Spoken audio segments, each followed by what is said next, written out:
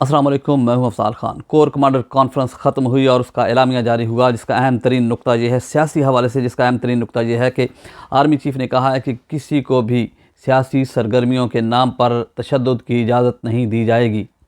किसी को भी सियासी सरगर्मियों के नाम पर तशद्दुद की इजाज़त नहीं दी जाएगी और किसी को भी इजाज़त नहीं दी जाएगी और किसी को भी ये करने का हौसला नहीं होना चाहिए कि वो इलेक्शन के अमल को सबूताज करे। किसी को इस चीज़ की इजाज़त नहीं दी जाएगी।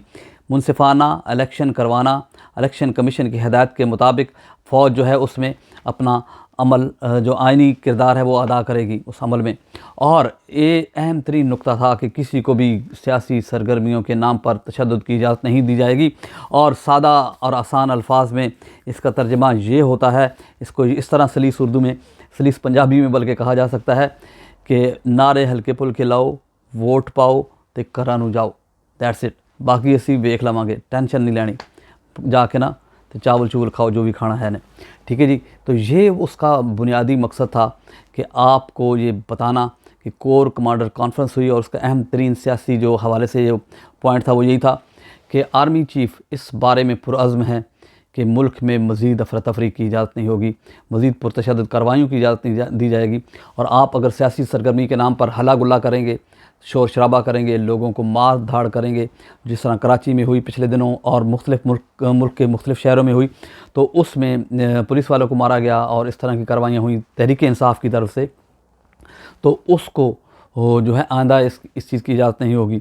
और उन लोगों को याद रखना चाहिए जो अपने प्लान ABCDEF बना रहे हैं, और उनको इस हवाले से पहले ही आगाह कर दिया गया है कि अगर आपके दिमागों में ये है कि इलेक्शन वाले दिन या उससे कुछ चंद दिन पहले आप ऐसी कार्रवाइयाँ करेंगे जिससे मुल्क में इलेक्शन का जो पूरा निज़ाम है, इलेक्शन की पूरी जो इलेक्शन हो रहा है उसको किसी तरह भी सबताज करने की, उसको ख़राब करने की और उसमें रखना डालने की कोशिश की गई, तो उसको बिल्कुल भी बर्दाश्त नहीं किया जाएगा।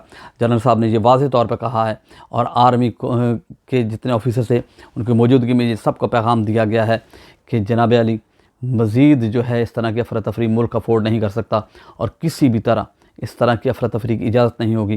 कोर कमांडर कॉन्फ्रेंस में बाकी भी बहुत सारे मसाइल पे ख़ित्ते के सूरत हाल के हवाले से भी बात हुई और मुल्क के अंदरूनी मसाइल, मईशत और हुकूमत की कारकर्दगी बारे पर भी बात हुई कि किस तरह मुल्क में बेहतरी की तरफ जाया जा रहा है और आने वाले दिनों में क्या जो है वो रोल होगा।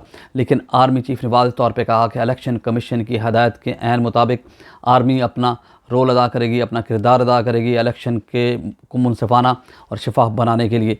लेकिन इस सारे अमल में अगर किसी ने कोई पंगा लिया तो फिर खैर नहीं। ठीक है जी।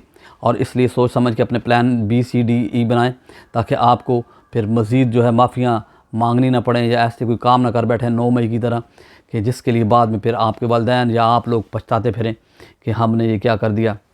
जज्बात की नहीं, एक सीधे साधा इलेक्शन का एक माहौल बनाएं और साफ सुथरा इलेक्शन होने दें ताकि आपके लिए भी और मुल्क के लिए बेहतर हो। तो ये वाज़ेह पैगाम था जनरल साहब की तरफ से कि जिसको समझ आ गया वो आ गया, जिसको नहीं समझ आया उसको समझा दिया जाएगा।